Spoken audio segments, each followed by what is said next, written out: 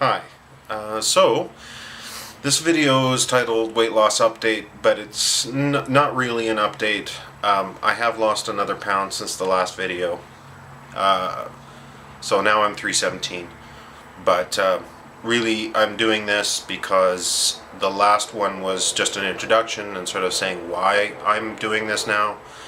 And this is more the how. So, let me get to it.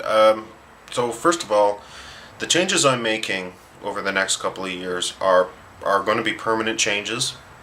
I want this weight lost forever, and so there's going to be no, crazy diet schemes, no calorie counting, no point counting, no crazy gym regimens. Nothing that I can't see myself in 5 or 10 years, or 15 or 20 or 30 years maintaining. I realize that I don't judge people who go on these kind of special programs.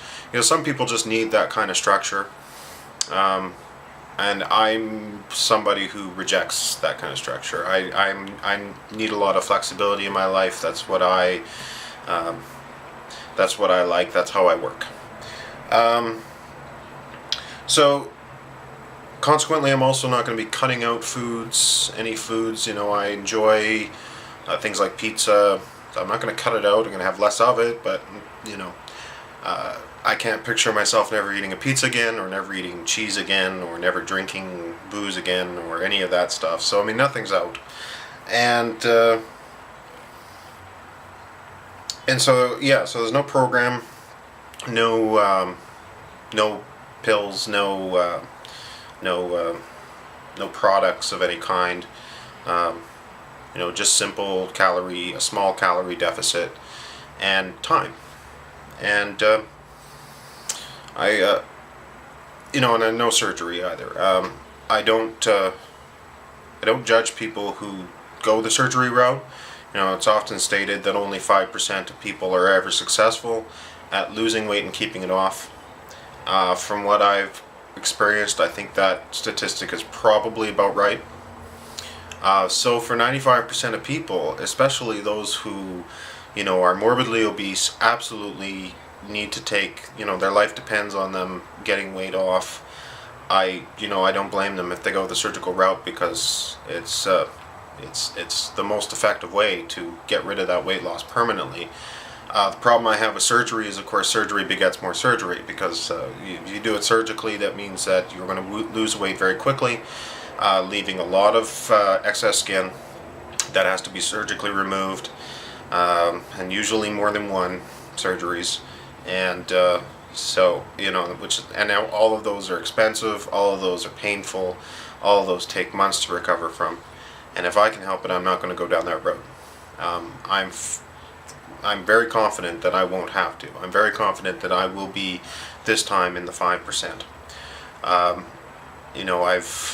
I've done weight loss successfully 2 times previous in my 20s, where I lost 80 pounds each time. I learned a lot from those experiences. I learned about what works and what doesn't work. And I also know myself better now that I'm 35 years old, and I don't have the same illusions about what weight loss will do. Weight loss does change your life significantly, and sometimes in very surprising ways. But it doesn't make your life perfect, and it doesn't make your body perfect. You'll never have the perfect body, and that's frustrating. But nobody has a perfect body, so and this time I also have patience. The time will pass anyway. You may as well, give yourself time to make these big changes, because, although it looks like it's frustrating, but that patience is really key, I think, to losing weight. Okay, so how am I doing this?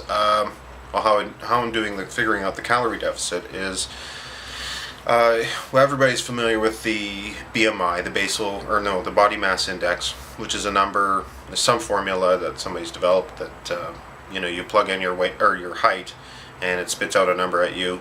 And if that number is between 18.5 and 25, then you are considered normal. And then the midpoint between 18.5 and 25 would be a BMI of 21.75. The height of 6'1", which is what I am, that would be 165 pounds.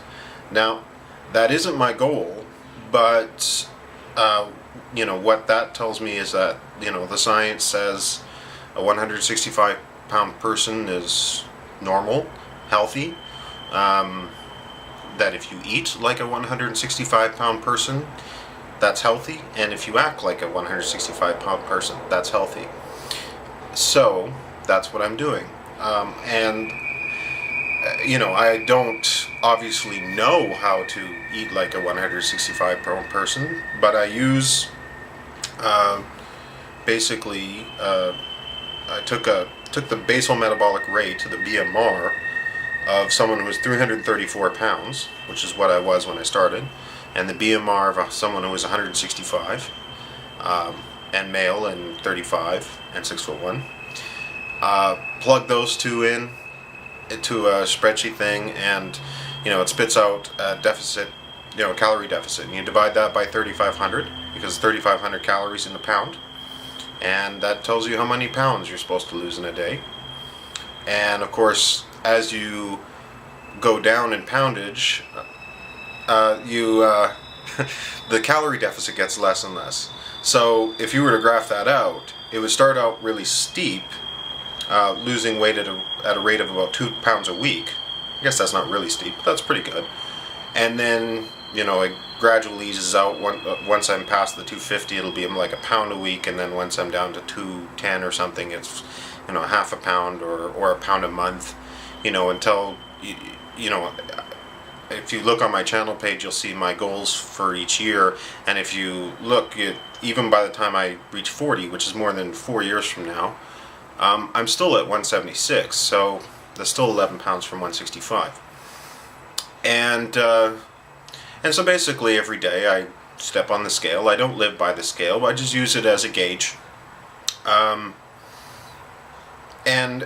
I take the long view of that, realizing that more than half of our body weight is water anyway.